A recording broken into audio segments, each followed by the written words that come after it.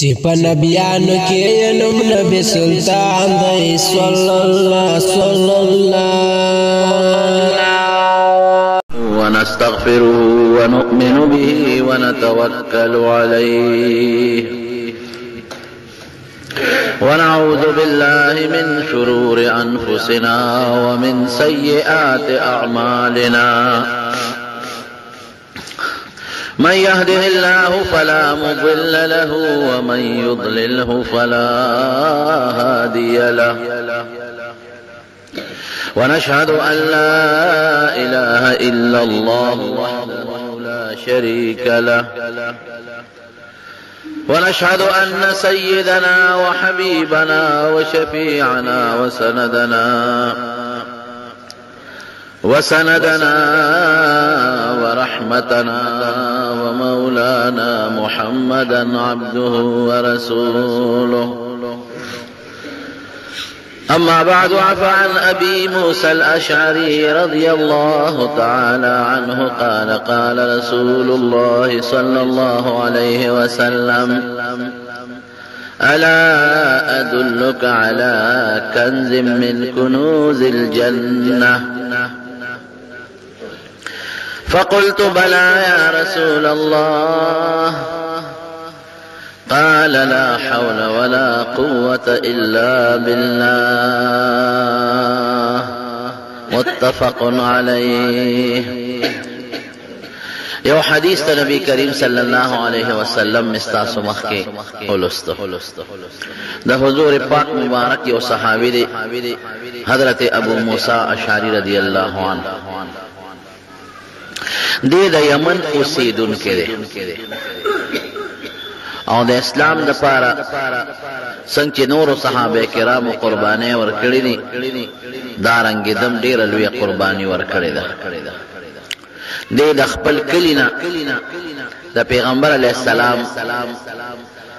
د ملاقات ته پاره را روان شو او یو دریابي کشته ته وخت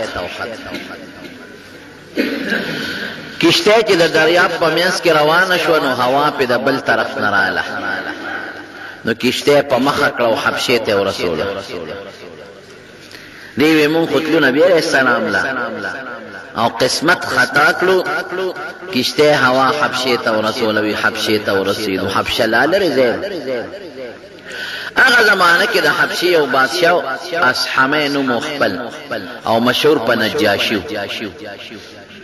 د مسلمانانو سره ډېر زیات خېګړې کړې دي لکه په مکه مکرمه کې به چې کوم مسلمانان د کافرو د ظلمونو نه تنګ شو هغوی به حبشې ته هجرت وکړي نو دې نجاشي به وله امانم ورکه او ده به وله ډېر ښه انتظام کوو د مسلمانانو به یې ډېر خیال ساته او دې بادشاه بیا په آخر وخت کې په نبي علیه السلام ایمانم راوړی دی مسلمان شوی دی او حضور پاک مبارک له دې نجاشي بادشاه ډېرې تحفې او تحایف هم رالیږلې دي خو ملاقات یې د حضور پاک سره نه دی شوی بیا دې وفات شو نو حضور پاک صحابو ته د دې نجاشي بادشاہ د وفات خبرم ورکړ په جمعات کې وی نجاشي د حبشه بادشاہ اصحما دا وفات شوی دی او زه په هغه جنازه کوم نو پیغمبر علیہ السلام صحابه راغون کړل او جنازه پې کړې نو دې ته وګوره حدیث پاک کې راځي نبی علیہ السلام فرمایي چې ما ته جبرئیل علیہ السلام وویل چې د ازمکه به د تراغون دکم او د نجاشي دا کټ به د ترانزدې کم او جنازه پې وکړم نو حضور پاک ته خدای ازمکه راغونډه کړه او د نجاشي کټ یې لیده نو دا بعض خلک وی په غایب جنازه ده نو غایب نو حضور پاک ته حاضر او هغه لیده باقاعده د هغه نجاشي کټ او جنازه په نبی کریم صلی الله علیه وسلم کړې دا د دې بادشاہ لوی منقبت او سعادت نا ابو موسیٰ اشعری رضی اللہ عنہ فرمائی چی کشتے یوڑم حبشید پریشان ہم چی خدایا لقد حضور پاک خوالت لم دا کم خوارا و رسیدم نو پا حبشہ کے نور صحابہ مسیدل دا مکین ہجرت کرو چی پاگئی کہ دا حضور پاک ترم و حضرت جعفر رضی اللہ عنہ وی اغی سر و سیدم داغوی نمیمان امزدک دن ممتزدکا او چی پیغمبر علیہ السلام و تکم اعمال خولو اغم ممتزدک نو بیا پا بلی کشتے کے سوارشو نو مدینہ مدینه شریفه ته ورسېدو وی دا هغه وخت چې پیغمبر علیه السلام خیبر فتح کړی اومه هجری و نو د دې وجه نه حضرت ابو موسی رضی الله عنه ته خلق ذوالهجرتین وایي چې د دوه هجرتونه کړي یو هجرت حبشه ته او بل هجرت مدینه منوره نبی حضور پاک راته او فرمائے الا ادلک علی کنز من کنوز الجنه ابو موسی د جنت د خزانو نه یو خزانه دل نه درکو فقلت ما اوتی بلا ولنا یا رسول الله دا خزانه را لراک وی راته او فرمایل لا حول ولا قوه الا بالله دا د جنت د خزانو نه یو لوی خزانه لا حول ولا قوة الا بالله دا اغا دم دی چی مسلمان لهر وقت پکار رازی او د مسلمان هر مشکل خدای په دې دم ختمي ډېر خلک پریشان دي یاره جی ما ته خلوی پریشانی ده دې سره سوکم دا غیر پاره دا دم دی ډېر خلک وای بچی مې نشتا سوکم دې دم دی ډېر خلک وای مال مې نشتا برکت پکې نشتا دې دم دی ډېر خلک وای قرضدار زما قرضه بخلاص شي لا حول ولا قوه الا بالله دې دم دی ډېر خلک وای بینه کې ته توجه نشتا او شیطان په مخه کړي لا حول ولا قوه الا بالله دم دے ډیر خلک وي بے قسم بے سوکه اس یار او مددگار میں نشته خلک را باندې ظلمونه کوي لا حول ولا قوه الا بالله دم دے قسم دې د دینه مضبوط او بهترین دم بل نشته او کسړې د دې د وینا په وخت کې خیال وساتي او په الله مضبوط عقیده وساتي دا زنه حضور پاک فرمای د دوارو جهانو سردار فرمائی په بیهقی شریف کې حدیث ته او حضرت ابو هريره رضی الله عنه ته نبی علیہ السلام نے نقل کړي حضرت ابو هريره فرمائی کہ حضور پاک کو فرمائے قال رسول الله صلی الله علیه وسلم لا حول ولا قوه الا بالله دواء من 99 داء ودا د یو کم سلو بیمارو علاج د یو کم سلو بیمارو دارو دي دارو ایسا روحا الهم وی پټولو کې راکوټي بیماری هغه پریشانی ده چې انسان ته دا غیرو سبب نه معلوم نن سبا کو ټینشن وتا وي او پریشانی وتا وي په پریشانی کې څومره خلک مبتلا دي څوک د مال په پریشانی کې مبتلا دي څوک د رشتو په پریشانی کې مبتلا دي چې زما دا بچي او زما د زامن لونو د خیزه کې رشتي وشي دا لري خبره څوک د حج او د عمره په طلب کې پریشان دي څوک د خپل رشتي په طلب کې پریشان دي څوک د بیماری په طلب په شفا کې پریشان دي چاته کور کې جګړې دي پاغې کې پریشان دي څوک یا وزر دي پریشان دي چاته د مقدمو پریشانی ده دا د دې دا وی رکوټي مرز دي دا وکم سل غټ مرزونه دي دا پریشانی ورکوټي مرز دي لا حول ولا قوه الا بالله دا غي د پاره علاج او معنی صدا معنا باندې ځان کوی کې معنی خپل حضور پاک خو دلیل یو صحابي د عبد الله ابن مسعود رضی الله عنه یو کتاب د حدیث مستند بازار وته وای باغی کې دا حدیث نقل شوی عبد الله ابن مسعود رضی الله عنه د نبی علیہ السلام نه تاسو ته بلکې حضور پاک وته فرمای وی اتدری تفسیرها وی لا حول ولا قوه الا بالله په معنا پويږي عبد الله ابن مسعود ورته وای الله ورسوله اعلم الله ورسول ته پته ده ما ته په معنا نه معلوم نو حضور پاک وته دې معنا په خپل بیان ولا حول عن المعصيه الا بعصمه الله دا هر ګنانا بچ کېدل به د الله تعالی په توفیق نه کېږي ګنانا پریشانه نه تکلیف نه درد نه او هر قسمه ټینشنونو نه به د پروردگار رضات نه بس بچ کول شته نه دی یو معنا ولا قوه على الطاعه لا قوه على العباده لا قوه على عمل لا قوه على الطاعه الا بعون الله او چې هر کار کې تابعداري د خدای کې یا د دنیا یو کاروبار مثلا کې نو پدې طاقت کې درکې څوک بدرکې الله دې معنا شو دا لا حول ولا قوه الا بالله معنا او دا حقیقت دی قسم دې داسې ځای کې بګیر شي چې اس پر څوک نشي خلاصولې څوک به خلاصي یا الله حضرت ابراهيم عليه السلام ته ګورا اورته وګورئ نمرود وته اور بل کړی د نمرود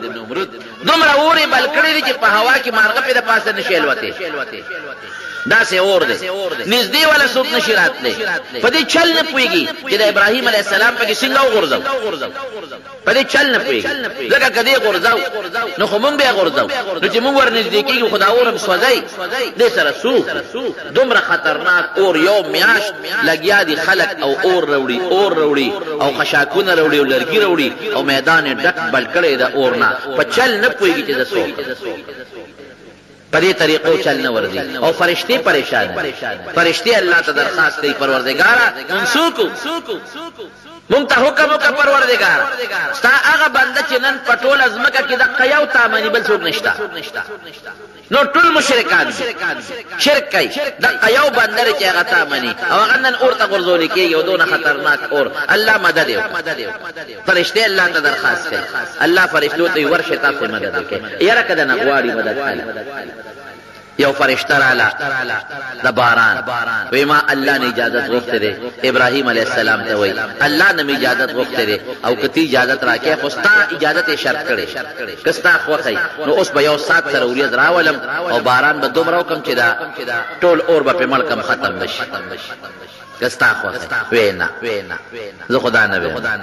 ولې نه وی دې کې دې غورځئ اسوی الله اعلم بحالي ربي اعلم بحالي پروردگار زما په حال خبردار تا نه امداد غواړم الله له ونه را لېږلي بېشکه تعالی خو زما الله شته که نه الله نه به مدد غواړم لا حول ولا قوة الا بالله د دې تکلیف نه بچ کوونکې او قابو مدونکې فروغ صحت بې د پروردګار د ذات نه بل څوک نشي کولی الله نه به مدد غواړم بله فرشته راغله وایي زه غرونو والا فرشته زما په طاقت کې الله د اختیار اچولی دی چې اوس دا څومره غرونه وی زه اوچتولی شم لقولی شم یو غر به اوچت کړم په دې اور د پاسه به کېدم ما له اجازت راکړه وایي د اجازت تعالی غورځئ دې په اور کې ما الله نه اجازت غوښتې دی خو ستا راځی پکې شرط کړی چې ابراهیم نه تپوس وکړه وایي ربي اعلم بحالي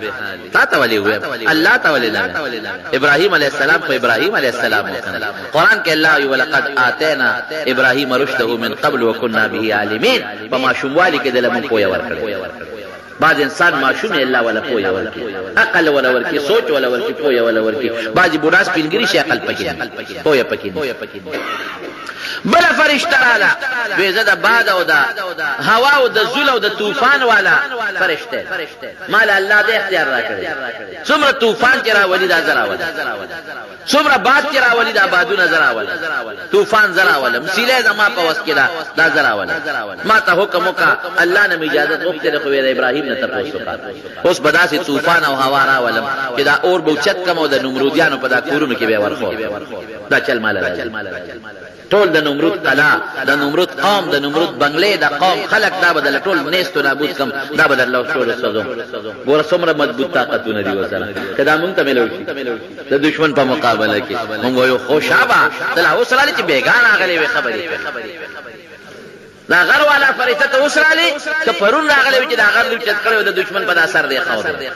دا ته خو لږ لیټ شو کنه پرون پکار مونږ به فورا دا جمله استعمال کړې و حضرت ابراهیم علیه السلام مکه ته کې وای ربي اعلم بحالي زما رب زما په حال خبردار دا عقیده په دې جوړه و چې لا حول ولا قوه الا بالله خلاصي به د خدای نه بل څوک نشي کولی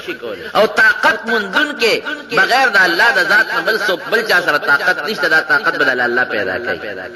خنوس به اور ته څنګه ورځي نو بیا شیطان حرامي ولا رامي شیطان وته چلو خو اگر دوزخ مچوغنی لیدلې وي یو ټال جوړ کې او دې پکې کېناوي او ټال له جوټا ور کې د اور دې میاست به ټاله ولا جوړ کړل ټال او مچوغلا غوندې او پاره کې ابراهيم عليه السلام کېنه او بیا ظالمان دومره ابراهيم عليه السلام یک بربندم په جامع هم تللی ځکه دشمن یې تذلیل ولا کوي او ټال بیا نوچتي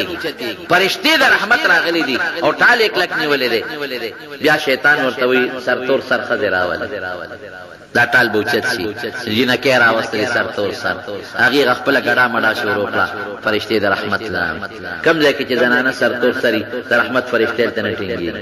اغازي او ابراهيم عليه السلام ورته د نمرود دا ګمانو چې د اور ته رسېدل او د سوځېدل د لوخړه کېدل سم دي اور ته تلل او د ابراهیم علیه السلام په اور کې ګل ګلزار سمېدل سم قلنا یا نار کونی بردا وسلاما علی ابراهیم اورا یخ بشګوره معتدل یخ چې تکلیف ونه ورنکي مری غونډه ودا سواد د کلام او د برا ورونو په شان یخني پیرانه ولې ګوره په قلار چې صرف دومره چې د اور تکلیف نه او بلکې علما لیکي چې جبريل علیه السلام راغی د مرګرتیا لپاره ور سره په اور کې کېناست د جنت یو ښکلې باغچه ورته خدای په اور کې دننه جوړه کړه اوبه ورته خدای د اور په منځ کې را پیدا کړلې او دا میوې بوټي ورته خدای د اور په منځ کې را پیدا کړه وایو څه بې د الله د ذات نه بچ کوونکی بل څوک شته څه نشته اور یې ورته ګل ګلزار د لا حول ولا قوة الا بالله معنا ده د دشمن د عذاب نه بچ کوونکې بې د الله د ذات نه بل څوک نشته یو د الله ذات نه ذات قریب بل څوک نشي بچ بلې مرحله ته ګوره بیبي د پلار روان د هجرت کوي اوس غریب بیبي سارا ور سره د تر لوري امداو د پنیکاب تړلې د بیبي امدا او خشته خوبصورت ده لار کې یو بادشاہ دی ظالم بادشاہ دا سه ظالم بادشاہ دی چې هغه د څوکیداران پلارو کې کینولي او چې چا سره خزای بس دا خاون ولا وجنه او خزای مال راوړي ابراهيم عليه السلام ته پته ولګیدا چې دا خو په لوی غم وړي بیبي ته وای دا څه کار دی چې ته زما خزای دې خاون دی خو په شریعت کې مو تارور خورم یو ګوره ځکه دینی خور مې ټول آدم علیه السلام اولاد ته مې خورې مخکې پوهې نو که تعالی د بادشاہ د پوسو کې د بادشاہ کارندگان دا ورته مو چې دا سړی مې خاون دی ورور مې ولې ټول مسلمانان ورونه خويندې او کمانه ته پوسو کو نو زه ورته چې دا مې خور ولې کدا ښکار شي چې د خاون دی او دا مې خزه ده نو بیا ګورې ما در نه وجد او کدا وته پته ولګي چې نه زه د ورور مې ته مې خورې نو زه به د مرګ په بچم اخلي خدای سمرانه حاصل خو زه به د مرګ ډېر اخر هغه را د بیبیته بو هغه ظالم بادشاہ بدعمل بادشاہ چې بویتلا دروازه ورپسې بند کړ چې دروازه بند کړه او هغه نیت کړو چې د تلاش ورواچي بخاری شریف کې حدیث دی ګوره صدا سے دا ناشوړه خبره نه ده د حضور پاک مبارک خبره ده چې لاسی سنگ دیلا ورړه بس پرې وته بادشاہ پدما په اوچا تکلو الاوړې پرې وته او دا فالج دا پرمنده فالج نه راځي دا قصې د لاس خو باندې فالج چې کړې دی بیبي تا ما ته خیر او ما ته دوا وکا بس پرېدم دا مسلمان کې رحم زیاتی او بیا د پیغمبر بیبي کې رحم زیاتی نو دوی وته پر بیا ټیک شو یاره راځو معلومیږي دا چې اتفاقا څه بیماری راغلی بیا کوشش کړه چې لاس ورچي بیا ما غچل بیا وی بس ما نه غلطي وشو دې الله معاف ک بیا باندې کو وی خماف مې بیا ټیک شو چې ټیک شو بیا سوچ بدل شو شیطان خو سړی پسې انختی بیا لاس ورچا بیا ما غسه پریوا یاره وی بعد مې دریم ځل بیا بدل لاس ناچم اوس په معاف کا وی بیا مې معاف هغه نو کرام ته وراشه دا بیبي بوزي بس او یو خدمتګار مولا ورکه د بیبي هاجره په شکل کې دا بیبي هاجره دی ولا ورکه باج علماوی د بادشاہ لوري وته وبخ او سو بي وینځه ودا بادشاہ ابراهيم عليه السلام له بیبي ساره رااله خو بیا په ځل کې کشمکش سوچو چې کزه ډېرم د خپل خاون ته وېما چې مال د بادشاہ ګوت نه دی را رسیدلی خو بیا هم زموږ خاون په ځل کې خامخاغه دغه پکې شک پکې په ما به خامخا زما د وجه بغږ نه کوي لیکن خامخا له پریشان چې زما د خزته سړی په دې خپکې کنه چې خزله بل څه ګوت چې څنګه رااله نو خاوند ته وی ابراهيم عليه السلام ته وی ابراهيم وی الله دا ظالم سکیم نه کا مالې ګوتې مالې ابراهيم عليه السلام متسوي او جړلې بي بي ساره جالما ما ته الله ټول منظر خول ناس دلته ارسل کده شیشه مالې هغه سره چې درې ځله څه شوی دي او تا معاف کړی دي ارسل مالې دې مطمئنه چې تعالی دا ګوتې دې را رسیدلې دې تکلیف نه بچ کون کې دا سو کو سو الله بل سو کنه د ابراهیم علیه السلام د بیبي په دغه وخت کې پکار راتلونکي ذات څوک دی الله قسم دې ګورې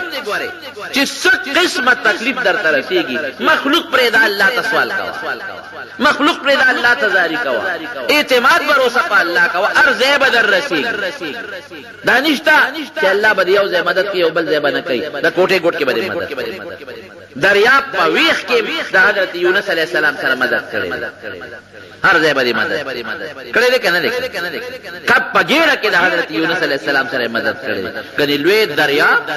یونس علیه السلام کشتۍ ودرېدله او دې یو مریی دی پکې وي د مولانا تښتېدلی دی او دریاب ته یې وغورځاو چې وی غورځاو اوس په عقل بچ کېدل شته عقل باندې کوم ځای بچ کېږي یو کب خدای جوړ که شابه ځان به وررسې چې دې د نه اوبو ته ولرسېږي کب په تیزۍ راغی او چې څنګه یونس علیه السلام د کشتۍ نه وغورځېد کب خولې ته نیغ وردن نه کړ او شخوان به هم پرې نه وی نیغ به یې تېری نیغ د کب ګېډې عقل څه وایي ډاکټري څه وایي طب څه وایي ساینس څه وایي دا ټول دلته ناکام دي هغې وایي نه سوال نه پیدا کېږي د کب په ګېډه کې به جمدي سنګ پاتې شي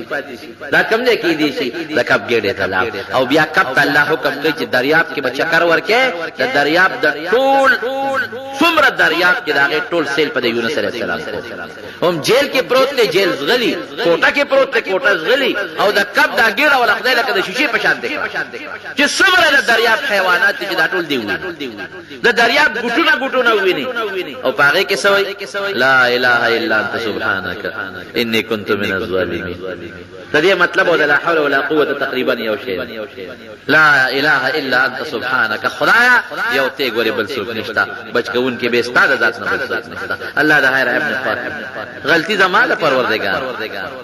داسې اواز به کو چې د عرش فرشته د دې و اسمانونو د پاسه د و اسمانونو غیر چا په عرش دی عرش دا یو اسمان د بل نه دومره لري دی لکه ځمکې نه چې د اسمان څومره لري بیا دویم د هغې نه دومره لري دی بیا دریم څلورم پنځم شپږم اووم بیا د الله عرش د هغې نه دومره لري دی لکه یو اسمان او بل اسمان کې چې څونه فاصله ده او بیا د الله د عرش د پاسه کرسي ده د عرش فرشتې الله ته درخواست کوي الذین یحملون العرش عرش یې نیولی دی یا الله یو داسې د زارۍ اواز مونږ اورو دا مونږ چاته نه دی اورېدلی قرآن شریف کې الله فرمایي الیه یصعد الکلم الطیب والعمل الصالح يرفعه چې دلته څوک نیکې خبرې کوي دا ټول الله ته رسېږي دا به نه وي چې الله ته نه خبرې لکه د هغې مثال خو نن سبا د موبایل په شکل کې تا ته معلوم دی که نه موبایل آزاد کې دوه کسان درې کسان په کوټه کې خبرې کوي ټول هلته اورېدي شي که نه شي اورېدی بیا نن سبا په هغه بل شی راووت که نه څه ورته وایي انټرنېټ کې هلته کې په لندن کې 10 کسان ناست دي کیمرا ورته مخامخ او دلته کې تا کمپیوټر کولاو کړی دی هغه ټول درته ښکاري د هغې خبرې اوس خو هغه شی ختم شو چې دا به څنګه یو دا به څنګه ته چې دلته څومره نیکي کوې په هغه سیکنډ نه پروردګار خبر ستا ټوله نیکي رب العالمین ته رسېږي هر څه نه خبر نه هغه فرشتې وایي چې الله داسې اواز نن دلته را روان دی چې ډېر زیات غلی غوندې دی ډېر رو اواز دی خو ډېر د زارۍ اواز دی او ډېر د عاجزۍ اواز دی الله دا اواز د کوم ځای نه راځي وایي دا مې یو بنده یونس نیولی دی الله څه چل دی ورسره دریاب ته مې رسولی او اوس دې وخت کې کب د دریاب اومې ځمکې باندې پروت دی اومې ځمکې ته رسېدلی دی او د هغې سره خېټه جنګېدلې ده او د یونس سر د په هغه کب په ګېډه کې دننه د هغه کب په اینه د پاسه ماته په سجده پروت دی دا چغې راته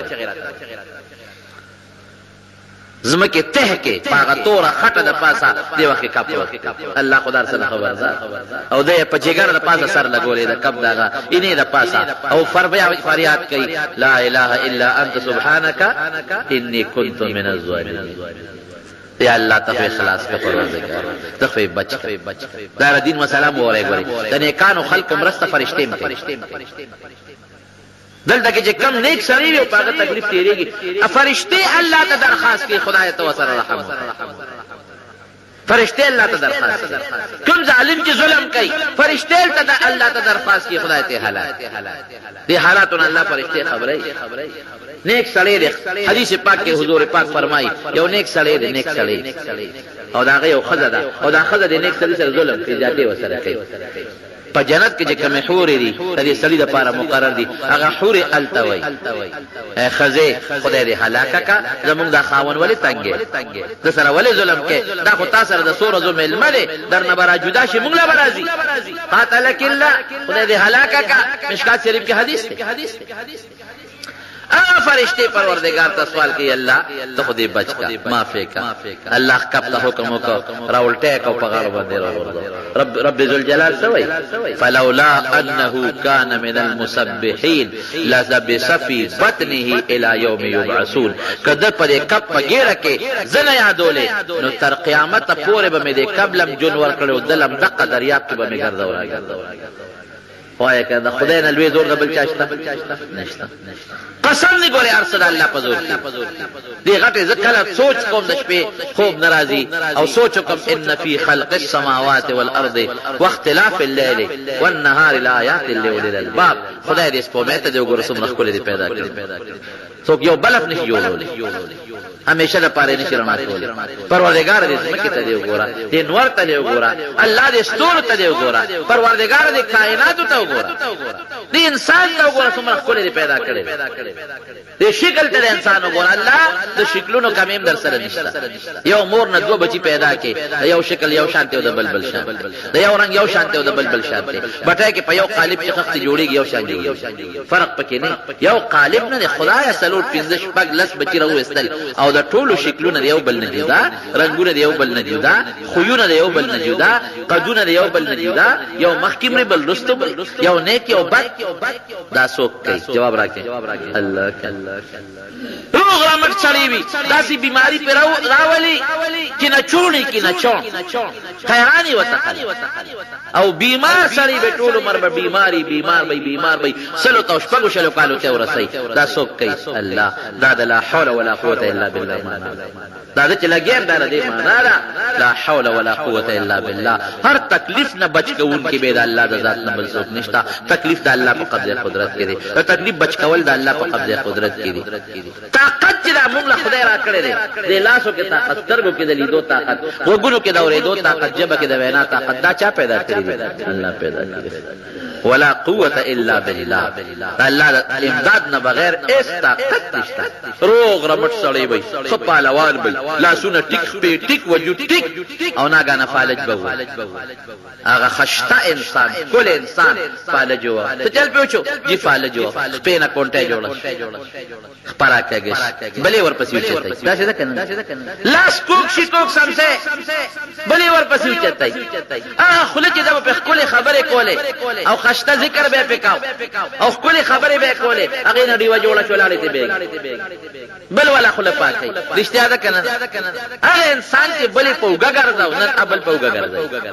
خله نه لاړې بیگ پوزه بیگي لاس پالج پالج واله ایرونو روغ صحت د چا په اختیار کړي الله او مرض د چا په اختیار کړي دا لا حول ولا قوه الا بالله معنا ده دا لوی تفسیر د کلمې معنا ده لا حول ولا قوه الا بالله سخته کې پکار بل څوک راځي نه دې زوی پکاري نه دې لور پکاري نه دې ډاکټر پکاري دا ظاهري اسباب دي کې خدای مدد وکړي خدای راخه د کړي سم دي کوفه کې یو سلو تاجرو سوداګر دا سه تاجرو چې ډېر امانتدار خلکو باور سره خپل مالونه امانت خوده یو ځل د تجارت لپاره یو خار نه بل خار ته اراده وکړه نو سامان ځان سره تجارت باندې خو توپتش نه دي پیسې دولت تر سواغشتل او روان شو د کلی نه چې بار د کوفې نه چې لک بار ورته روان شو یو سړی ورته په دې لار کې ولاړ ته اشاره وکړو چرته دي په فلان کې خاطر ده بیمه بدل سره بونه دي یو اشرفه بدل در دینار اشرفه دا بدل در او مازن سره مرګري به دې کوم سفر د ډېر خلک یوازې زما سوراشه دی بدل سره سور کم نو دوه فائدې به حاصل شي یو خو به یو اشرفه واله قریبته واله او دویمه دا چې د لارې به مرګري یوازې به زمنه د یوازې نه مرګرتیا خلک ډېر خدای رسول ځان سره سور کا اشرفه ته واغشت روان دي ګپ شپ لګي هغه کم سړی چې ځان سره سور کړی دی هغه مرته ځان نه نیک سړی جوړ کړی اوس هم بعضې خلک داسې کوي موټر کې چا سره وخېږي چې سمن دې بوځي موټر ته والي یا دې مړ کړي یا وتښتوي چې سمن دې لاړل لارې دوه دي دا سوداګر په عامه لار اوس تېغ روانېږي دا چې کم دویم ورسره سور شوی دی او دې په دې دویم په دې لار ولې نه سوداګر ورته وایي چې ما ته دا لاره نه ده معلوم وایي نه دا خو ما ته معلومه ده ډېره لنډه لاره ډېره نږدې ده ته چې په کومه لار دی دا خو اوږده ده او دا ډېره لنډه لار ده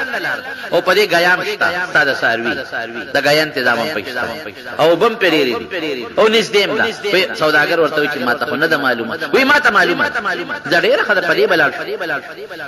په هغه لار تلل دی ورسره بیا خپلې ګپې شپې لګی چې سمن دې لاړل هغه لار په یو ځنګل ختمه شوه لوی ځنګل دی خطرناک د انسان هډوکي هم پراته دي د انسانانو کوپړې هم پرتې دي د وینو نښې هم پرتې دي او دا شاته کرایهدار چې کوم د فورا د هغه اس نه ودنګل او په دې ملا کې یو خنجر پټ کړی لوی خنجر دوه مخیزې هغه یې راوویسته او دې سوداګر ته ویې راکوش او سوداګر غریب حیران شو کوشه پرېدم دې چېرې خدایه دا څه په مصیبت او په غم باندې ووړېدم دا څه شو دا سوداګر ورته داسې کار دی چې ستا مقصد خدا مال دی مال ما نه وایه دا اسم ستا دا مال هم ستا چې څه دي ما ولټوه خو ما پرېږده خدای ته وګوره ویې نه نه اول به تا وجنم دا مال به وروستو هلم نو بس اوس دغه وخت کې څوک په سړي په زړه کې به څوک راځي اوس الله به راځي دا کم وخت چې دا ګاډې وجنګېږي که نه معمولي ډغره وخوري نو چې مسلمان نو په زړه غیر اختیاري د الله نوم راځي الله خیر زلزله چې راشي که نه نو فورا دی وي الله خیر دریاب کې خپه وخورېږي که نه نو دی وي الله خیر د فطري تقاضا ده دا نفسیاتي اثر دی زړه کې به دې راځي چې بچ کوونکې ذات ګورې یو الله دی بل څوک نه دی نو دا سوداګر دی وخت کې وایي چې لا حول ولا قوة الا بالله د دې مفهوم دی ښه او الله نه بغیر خود بل څوک د خلاصولی نه شي وی یو 2 رکعاتو مونځ ټیم راکړه دی غلطه وایي هغه ورته داسې په نشه کې وخندل زه وایي وکړه دا چې سته کومې کپر یې نه که نه دیم داسې 2 لس مونځونه کړي دي خو مونځ رانه خلاص کړي نه دي نکله چې تا ارمان دې پوره کوي 2 رکعاته ته م وکړه سلام ګردی نو بېغمه کوم به دی چې دې په مانځو درېږه الحمدلله رب العالمین او ولدوالین آمین او صورت شروع کوي دومره په هیبت چې صورت تیر شو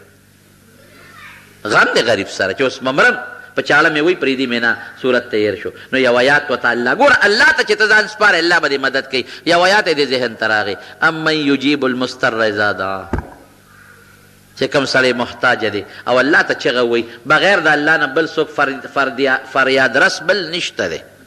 دا د دې آیات معنا ده بس دا آیت یې ووی او دې کې دې اوس په مانځه ولاړ دی دې کې یو شاه سوار غیبي راښکاره شو په اس باندې سور دی نیزه ورسره ده د اوسپنې ټوپۍ په سر ده او چې څنګه را په اس را روان دی اوس دا ګنکپ خو پېښ شو چې دا سړی خو راغی نیزې والا نو هغه ته ور مخامخ شو چې زه ځان ته خلاص کم څوک کم هغه نیزه باز راغی او دی په نیزه ښه یو مضبوطه وو او چې ویې وو نو اور بل شو او دا سړی پې وسوځېد دی وایي چې ما خو سلام وګرځاو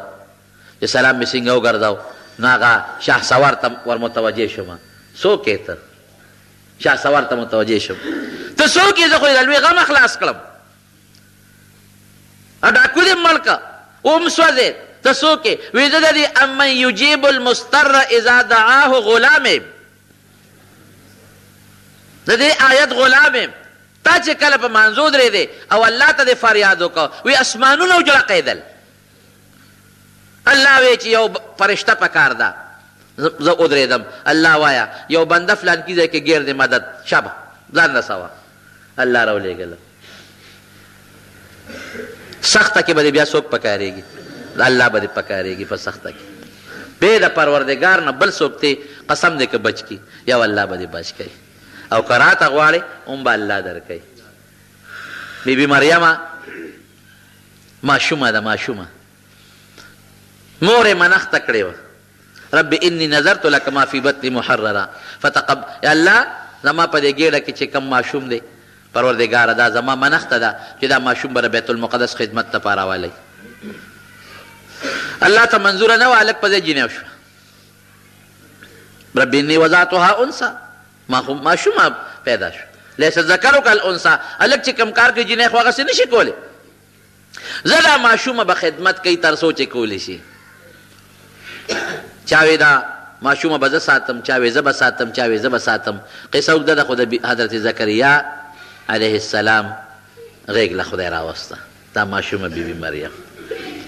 ځکه چې د زکریا علیه السلام مور او د دې بیبي مریم مور دا خویندې وې، دی ترور وه. نو ترور د خورزې کفاله ښه کولی شي، نو ورله یو کوټه جوړه کړې وه په جومات کې، هغې کې به دا بیبي مریمه ناسته وه او چې دی به تېته نو دروازه به یې جنده کوله، او چې بیا به زکریا علیه السلام راغی دروازه به یې کوله وکړه. دا ماشومان دلته څه کوي؟ کیف زکریا علیه السلام قرآن شریف کې الله وایي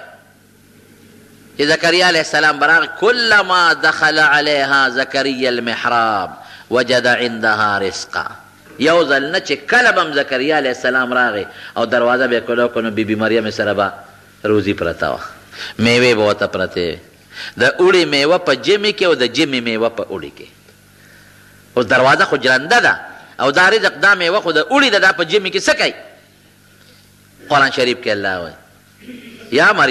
مریم دا میوه ده کم ځای نه ده، دا چا دله راوړې ده؟ هغه ماشوم ورته وایي هو من عند الله، دا د الله را طرف نه ده. ان الله یرزق من یشاء بغیر حساب، الله چې وغواړي چاله روزي ورکوي بې حسابه ورکوي. چې زکریا علیه السلام پوه شو و یاره واقعي روزي رسان خو الله دی، د نارینه اولاد نو اولاد نشته. په دې سوچ کې دي چې خدای ته دې له روزي ورکوي خو ما له هم راکولی شي، دا بچې هم یو رزق دی، یو روزي ده. هنالک دعا زکریا ربه، هم هلته کې زکریا علیه السلام د الله نه سوال کوي خدای دې له روزي ورکوي، رب هب لی من الصالحین، ما له هم بچې راکړي. او عجیبه سوال کوي زکریا علیه السلام، ناشنا طریقې سره سوال کوي. مخکې نه الله تعالی ته وایي چې الله ګورې زم بوډی یم، رب انی وهن العظم مني واشتعل الرأس شیبا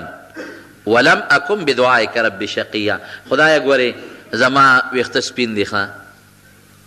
هډوکې مې هم کمزوري دي، بوډی یم، هډوکې کمزوري بوډا، ویښته مې سپین دي، د بچو نه یم چې بچی راوړم، خو خدایا ستا په سوال باندې ستا په دعا نه قبلېدلم. ګورې سپیره توب دې سپیره برانه نه جوړی، دعا به قبلی چې سپیره نه شم، هسې نه دوا راله رد نه کې. او بیا ورپسې څه وایي وامرأتي عاقره، وایي ښځه مې هم شنډه ده، ګوره بچې به راکې. اوس دغې وخت کې زکریا علیه السلام نه ولاکیم بچې ورکولی شي. زه کله کله په دې اخباراتو کې د دې بعضې نجومیانو اشتهار غوندې لګېدلي چې ما نجومیانو لیکلي چې را دې شي موږ زوی ورکوو، او لیکلي ګارنټي کې سره ګارنټۍ سره زوی ورکوم ګارنټي کې سره، او باندې له راخېجوم ګارنټۍ سره راخېجوم. ځین دا خلک ډېر سادهګان دي، ګارنټۍ سره چې ته خلکو له زوی ورکوې ځان ولې نه جوړې، او ګارنټۍ سره چې بل له باندې راخېجې خو ځان له راخېجوه که نه، او ګارنټۍ سره کامیابي ورکوم. نو په کامیابي ستا په لاس کې ده، د ګارنټۍ بچیه دا د خدای په لاس کې ده. دا زمونږ قمقل خلک دي، بس خلک هم ورپسې روان شي. زه یو ځل پیښور کې روان وم، یو سړی و دا مرغو والا نی، دا اوس ختم شوي، پخوا به دا ډېر ناستو دي بالي سار سره مرغو والا ناست دی، اوس ورسره لفافې پرتې دي. زه روان وم چې دره مریض تپوس ته، او بې اختیاره زما د پنسۍ ته یې ګوتې کړې، ما ایله کار یې به پرېوتم خو خدای ته یې بچ کړم. غصه م راله، خدای پنسۍ ته راله چا لاس را واچو چې مې کتل اوس دی دی. مې ولې کاکا وایي دلته چې راشي چې قسمت ته لټیک کړم. یا خدایه پاکه اوس هم خواښ یم، اوس په سړک راغورځولی یم، په قسمت ته لټیک کوم. مې ځان لټیک کړه چې د دې پټپات د ناستې نه خلاص شي، ځان له قسمت برابر کړه. دې شکل ته دې وګوره، ظالمه نسوار دې پنځه منه په خوله کې چولي څښه، لاړې د نه بیګې دې غاښونو ته دې وګوره، سپېمو ته دې وګوره، خو زما قسمت ټیک کې، ما له خدای قسمت ټیک کړی دی، ځان له ټیک کړه. زمونږ خلک دا هم قمقل ناست، دغه ځای به داسې څوک چا ورته لاس نیولي پال به وله ګوري، څوک مرغو ته ناست دي، څوک نجومیانو پسې ګرځي. دې قصو پسې مه ګرځئ. روغ صحت مرض لرې کول د چا په اختیار کې دي؟ الله په اختیار کې دي. دا اسباب دي، لټوې به ډاکټر له به هم دی، دا ستا سبب دی. خو دا به نه وایي چې ډاکټر جوړ کړم، د دې ډاکټر په لاس کې شفا به الله اچوي، دم به هم په ځان اچوي، دا لا حول ولا قوة الا بالله دم دی که نه. دعا به هم کې، تعویز به هم استعمالی چې رسم تعویزي، او دمونه به هم استعمالی، او مونځ به هم کې. خو دا به دې یقیني چې په دې ټولو څیزونو کې اثر څوک پیدا کوي؟ الله پیدا کوي. نو زکریا علیه السلام الله نه وغوښته چې ویې غوښته نو پروردګار وله بچی ورکړه او داسې بچی وله خدای ورکړه چې الله ورته وي داسې بچی دی چې نوم وله ما کېښوده بچی به در کوم نوم به یحیی نوم وله ما کېښود او داسې نوم مې وله کېښود لم نجعل له من قبل سمیه چې د آدم علیه السلام نه ستا د بچي پورې تر دغه زمانې پورې یحیا نوم به د بل چا نه صرف ستا د زوی به امتیازي حیثیت زما وروڼو دا به زمونږ ایماني او دا به زمونږ عقیده وي چې دا څومره طاقتونه دي که روغ صحت دی که مال دی که دولت دی که ښکلی شکل دی که ایمان دی که بچي دی که عزت دی دا ټول الله سره دی دا به زمونږ یقیني چې که بیماري ده که تکلیف دی که مقدمه لر کول دي که رنځور رنځ ښه کېدل دي دا به بغیر د الله نه بل څوک نه ښه کوي دا به الله ښه کوي دا به زمونږ یقیني چې شیطان نه بچ کوونکی دا صرف د الله ذات دی د نفس او د خواهشاتو نه بچ کوونکی دا صرف د الله ذات دی او که دا مونږ کوم عبادت کوو دا ټول د الله په توفیق دی زه به صرف اراده کوم د ګناه اراده به نه کوم د نیکۍ اراده به کوم زه به اسباب لټوم خو دا به مې یقیني چې دا کمال د اسبابو نه دی په دې اسبابو کې طاقت پروردګار اچوي دا به مې یقیني دا د لا حول ولا قوة الا بالله معنا شوه نو رسول الله مبارک فرمایي اصحابي ته وی د جنت د الا ادلک علی کنز من کنوز الجنه وی د جنت د خزانون یو خشته خزانه نه درکو ابو موسی اشعری وته فقلت بلا ولنا یا رسول الله راک کنه وی لا حول ولا قوة الا بالله او دا بل حدیث چې ما درته وی د مسند د بزار نو دا حضرت عبدالله ابن مسعود دی عبدالله ابن مسعود رضی الله عنه فرمایي چې ما ته په خپله حضور پاک وفرمایل چې لا حول ولا قوة الا بالله چې دی دا دواء من 99 داء د یو کمو سلو مرضونو علاج دی ایسرها الهم او په یو کم سلو مرضونو کې راکوټي بیماری هم دی هم څه ته وایي ما راته وختي معنا وکړه هم ټینشن چې ورته مونږ وایو پریشاني چې ورته وایو غم ورته مونږ وایو هغه تکلیف چې د هغې اړو سبب نه معلوم د وروڼو دا بهترین دم دی ما درته وښو لا حول ولا قوة الا بالله چې چاته څه قسمه پریشاني ده تکلیف دی غم دی مصیبت دی مقدمه ده جنجال دی لا حول ولا قوة الا بالله دی وی او چې چاته څه قسمه ضرورت دی یو څیزه نو لا حول ولا قوة الا بالله دی وی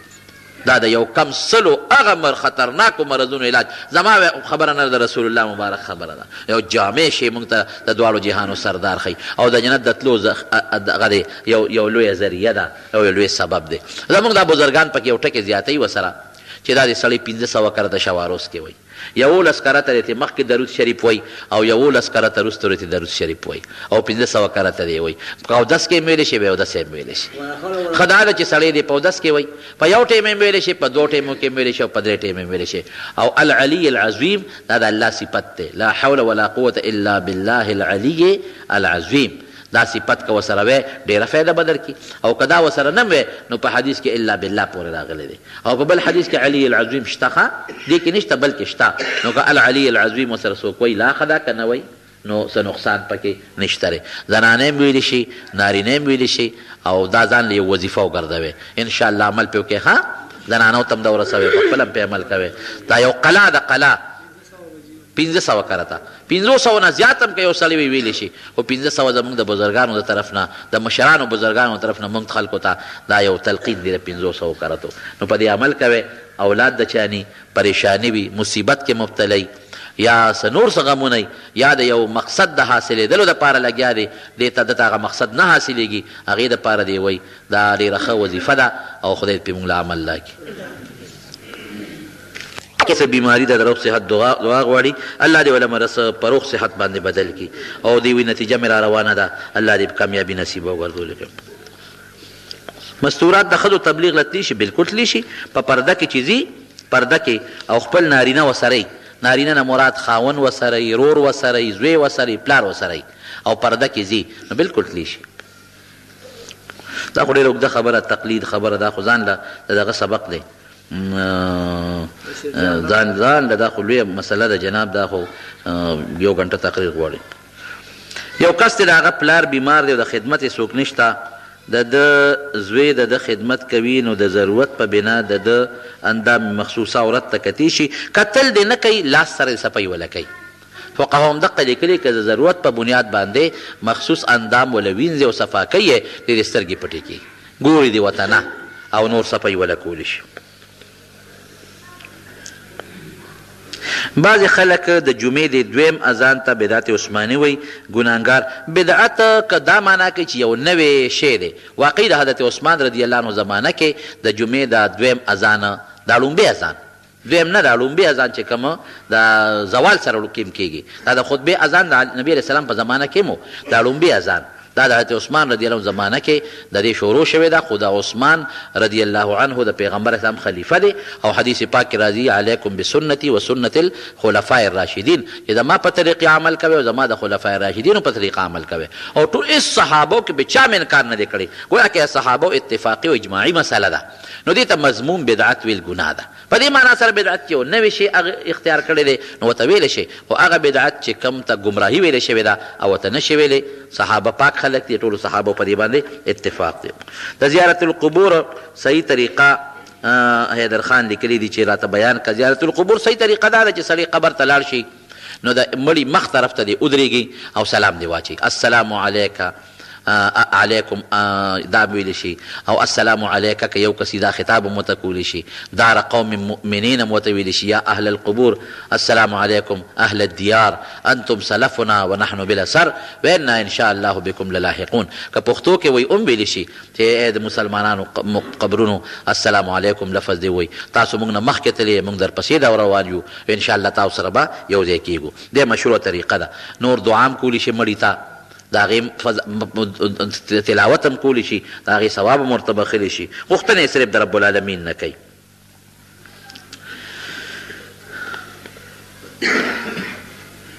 دا به بیا بل وخت کې درته بیان کړم. دعا وکړئ العالمین زموږ په حال باندې رحم وکړي، د فتنو مصیبتونو آفتونو نه الله په امن و امان کې وساتئ. پروردګار ته زموږ ډېر خیر نصیب کړي. الله د خیر او د شر مالک دی، خدای خیر راکړي او د شر نه مو ساتي. الله د فتنو د مخلوق ته شر نه په حفاظت کې وساتي. الله چاته چې څه پریشانۍ دی پریشانۍ ولا الله په خوشحالو باندې بدلې کړي. څوک مریضان دی مریضانو له شفا ورکړي، څوک قرضداران دي قرضونه ول خلاص کړي. الله ته زموږ نه راضي شي، خدای ته زموږ نه راضي شي، الله ته زموږ نه راضي شي، زموږ توبې قبول کړي. او دا کوم مردگان هم دا 3 کسان وفات شوي ټولو ته دعا وکړي چې الله مغفرت نصیب کړي. پروردګار ته زموږ د دواړو جهانو خیر او برکت او سعادت نصیب کړي، او د دنیا او د آخرت د فتنو د مصیبتونو ټینشنونو او پریشانونو په امن و امان کې وساتي. آخر وخت کې په خپل دا کلمه نصیب کړي چې لا اله الا الله. زموږ د جمع یو ملګری بیمار دی انس الله جی صاحب، هغه ته هم دعا وکړي چې الله تعالی ولا شفا ورکړي، او لحاظم بیمار دی څومره مریضان دی الله ټول له شفا ورکړي برحمتک یا ارحم الراحمین. الحمد لله نحمده ونستعينه ونستغفره ونؤمن به ونتوكل عليه ونعوذ بالله من شرور انفسنا ومن سيئات اعمالنا من يهده الله فلا مضل له ومن يضلله فلا هادي له ونشهد أن لا إله إلا الله وحده لا شريك له ونشهد أن محمدا عبده ورسوله. أما بعد فأعوذ بالله من الشيطان الرجيم. بسم الله الرحمن الرحيم. يا أيها الذين آمنوا اتقوا الله حق تقاته ولا تموتن إلا وأنتم مسلمون. يا أيها الذين آمنوا اتقوا الله وقولوا قولا سديدا يصلح لكم أعمالكم ويغفر لكم ذنوبكم ومن يطع الله ورسوله فقد فاز فوزا عظيما. يا أيها الناس اتقوا ربكم الذي خلقكم من نفس واحدة وخلق منها زوجها وبث منهما رجالا كثيرا ونساء واتقوا الله الذي تساءلون به والأرحام إن الله عليكم رقيبا. صل وسلم على سيدنا ومولانا محمد وآله وعترته بعدد كل معلوم لك. اللهم إيمانا بك وتصديقا بكتابك ووفاء بعهدك واتباعا لسنة نبيك وحبيبك محمد صلى الله عليه وسلم. اللهم إنا نسألك العفو والعافية والمعافاة الدائمة في الدين والدنيا والآخرة والفوز بالجنة والنجاة من النار. اللهم حبب إلينا الإيمان وزينه في قلوبنا يا الله وكره إلينا الكفر والفسوق والعصيان واجعلنا من الراشدين. اللهم قنا عذابك يوم تبعث عبادك. اللهم ارزقنا الجنة بغير حساب. ربنا آتنا في الدنيا حسنة وفي الآخرة حسنة وقنا عذاب النار وادخلنا الجنة مع الأبرار يا عزيز يا غفار يا أرحم الراحمين. ولذكر الله تعالى أعلى وأولى وأعز وأجل وأتم وأهم وأكبر والله يعلم ما تصنعون. ګرانو مینوالو زموږ د دکان پته یاد لرئ سرایدین اسلامی کیسر اینڈ اسٹڈی سینٹر حنیف اللہ اینڈ قدرت اللہ دکان نشترآباد راستہ مدینہ مسجد نیز سکندرپورہ چوک پشاور موبائل نمبر ہے 0301 88 91 321 دوبے دین نمبر 0345 91 47 115 بادشاہ کور کې په بادشاہ مې نوې واده کړې دا یې سم تا نشو کولی نو زما د برکت دی واقعي که دا درته الله ووایي نو موږ جواب ورکولی خو ما سترګې در کړې وې ما خپې در کړې وې ما عقل او دماغ در کړل نو ځکه یې دار څه کړي که ما چېرته پوډري پیدا کړې بیا یې دار څه کولی وی بس اوره پیدا مو دا وجود مې پره پیدا شو چې الله غرقه شوم دا څه وشو وی نه زما د نوم یو ځای کې تعظیم دې کړی ډوډۍ دې راغشتې ونوړی اول یې خولې ته اچوله او دې کې مؤذن بانګ وی الله اکبر نو تا هغه نوړی راواغېسته واپس دې په کاسه کې کېښوده او لوپټه دې په سر سمه کړه لوپټه دنه پرېوتې وه زما د نوم عظمت دی او که لوپټه دې په سر سمه کړه او نوړی دې واپس کېښوده نو چې لوپټه دې سمه کړه نو واپس دې نوړی وخوړه زما د نوم احترام دې کړی دی په هغې دې بخم زه جنت ته د الله نوم کې ډېر لوی کمال دی عبدالله ابن مبارک رحمت الله علیه زموږ د احادیثو لوی استاد دی او د بزرګانو په دې طریقو کې د سلسلې کې ډېر لوی پیر هم تېر شوی دی زموږ د بخاري شریف په حدیثو کې په سند کې رده ذکر راځي په ترمذي شریف کې رده راځي په نسائی شریف کې رده راځي ډېر لوی بزرګ د احادیثو دومره خدمت عبدالله ابن مبارک کړی چې سړی حیران شي چې خدای څونه لوی خدمت ده کړی او د ماشوموالي نه پاک روان دومره پاک روان چې دا پلار مبارک چې د یو امیر د باغ خادم و باغ کې به خدمت کو د هغه امیر یو ځل میلمانه راځه نو هغه میلمانې بوتله وي راځئ چې بوم زما باغ کې به ډوډۍ وخورو باغ ته یې بوتله نو دې مبارک ته یې ورشي یو انار روشو کوه زه چې انار روشو کوه راوړم د غټ انار و که تک سور چې ما ته یې که اتري و او دې امیر صاحب د خپلو میلمنو ته د خپل نوکر ډېر صفت کړی وایي زما ډېر قابل نوکر دی او ډېر هوښیار دی او ډېر پوه دی او زما د باغ ډېر خدمت کوي هغه انار تري و ورشه بل راوړه چې بل یې راوړه ما ته یې کام تري و ورشه بل وګوره چې بل یې راوړه چې هغه وکت ام تري و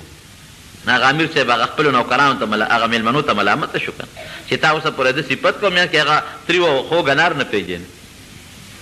دې ورته غوسه شو د امیر صاحب وی په باغ کې لګیا خدمت کوي او دا بوټي تا نال کړي دي او ته پکې خوږ او تریو نه پېژنې ملامت ترې کړم کمبخته او دې شرمولم وی صاحب زه خو تا له دې باغ د خصمانۍ دپاره مقرر کړیم دې له خو نه چې زه پکې خوږ او تریو وګورم ولې ته دا انار نه څکې وی قسم دی که تر په دې خپله زندګۍ کې مې د ستا د باغ د انار دانه هم دې ژبې له راوړي او نن موږ څه وایو موږ خو چې په کوم ځای کې د کوم کاکا کېنو نو بس هغه هر څه د هغه دي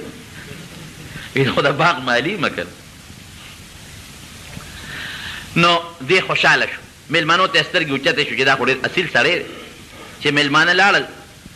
نو د امیر صاحب دا مبارک راوغوښته وی تا خو زما ډېره لویه حیا راوسته یا اول خو بېعزته شم خو چې بیا هغه ستا دینداري ښکاره شوه نو زما ډېره حیا دې راوسته ته دومره ښه سړی داسې مهرباني وکړه چې زما لور د هغه درته په نکاح کوم وی زه خو دغه یم نوکر سړی یم ستا لور به ما سره څه ګزاره وکړي وی نه بس زما لور هم نیکه جینۍ ده د نیکۍ په هغې هم ختمه ده او هغه هم نیک خاوند غواړي ما ورسره مشوره کړې ده خیال هغه لور یې ورته په نکاح کړه قصه اوږده ده خو دې راته مختصر کړه چې لور یې ورته په نکاح کړه او دا په لومبۍ شپه د واده د مبارک لراله نو د مبارک ولا دې ولا راغې ورته وی خفه کېږي به نه ته به هم دلته زما په دې کور کې ناست دی پلار کره به نه ځې او چې هر څوک دله هر قسمه ډوډۍ میوه درکوي ابه نه سکې ډوډۍ به دله زه رالیږم بیا به سره خبرې کوو دی به ته مزدوري به یې کوله او کور ته به نه راته 40 ورځې په دې خپله ښځه ډوډۍ وخوړه نو په 40مې ورځې پس راغی دې ښځې سره میلاو شو نو هغه ښځه ورته وایي سړیه ما کې څه چلو چې د دې ولیدم رانه وتښتېدې که څه مسله وه وی نه ته د امیر صاحب لورې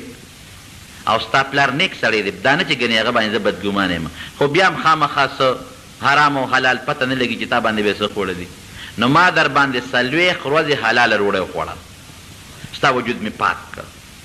او زم حلال خورم زما وجودم پاک دی دا مې دې دپاره وکړل اوس به مو تا سره هغه د ښځې او د خاوند چې خپله کومه تقاضی به پوره کړو نو دې کې زما مقصد دی ادا که مونږ له خدای زوی راکړه نو چې زم پاکیم او تم پاکې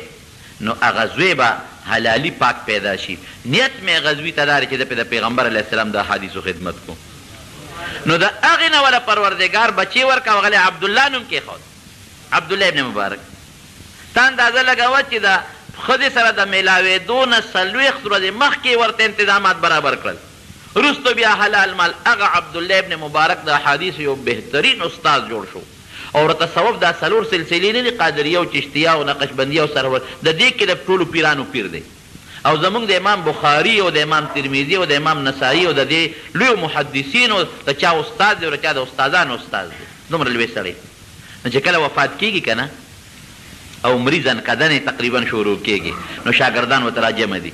د احادیثو شاګردان هغې ته وایي وی مو چت کې د دې کټ نه په دا ځمکه مې سملوې هغې وی ولې وی ګوره ولې به نه وایې تا زما شاګردان یې زما اډر دی زما حکم دی مو چت کې په دا خاورو مې سملوې نو استاد حکم ونه او دې سپینګیري بوډا دی غریب لاسونه یې هم رپي او خپې هم رپي نو هغې اوچت که په ډېر محبت او په مینه او په ځمکه یې سملو د هغه بسترې نه او د هغه بالغ نه نو چې په ځمکه یې څنګه سملو که نه نو دا خپله ګیره او دا مخ یې د خاورې پورې پیوس کړل او چغې کړې الله یا الله ما سره به څه کې الله ما سره به څه کې زه به تا سره میلاوېږم هېڅ را سره نشته پروردګاره ستا دا نوم را سره دی دغه سپینه ګیره را سره ده بل څه ما سره نشته وی شاګردانو په چغو چغو په ژړا شو چې دا د حدیثو استاد او دا د دې بزرګانو پیر او د دې حالت ته ګوره خدای موږ به څه کوو خدایا یو دا ستا نوم دی را سره الله او دقه سپینه ګیره ده دې خاورو پورې درته مګم بل را سره څه شته ده چې دې تاله در وړم مسلمان چې پړه کې د یو صحابي نه نبي علیه السلام مبارک واورېدل د الله نوم پې الله ځان ته یې رانږدې که او پیغمبر علیه السلام په دې تندي باندې ښکل که وی د الله رسوله ما خو څه نه دي کړی او نه مې څه نیکي کړې تا ځان ته ولې رانږدې کړم وی دا لفظ د الله چې دی وی زما د زړه کې دی د الله نوم را دننه کړ واقعي د الله نوم چې سړی په محبت او په مینه والي هغې کې ډېر لوی برکت او ډېر لوی خیر نو مونږ الله پیدا کړي رزق زمونږ د الله د طرف نه دی ژوند د الله د طرف نه دی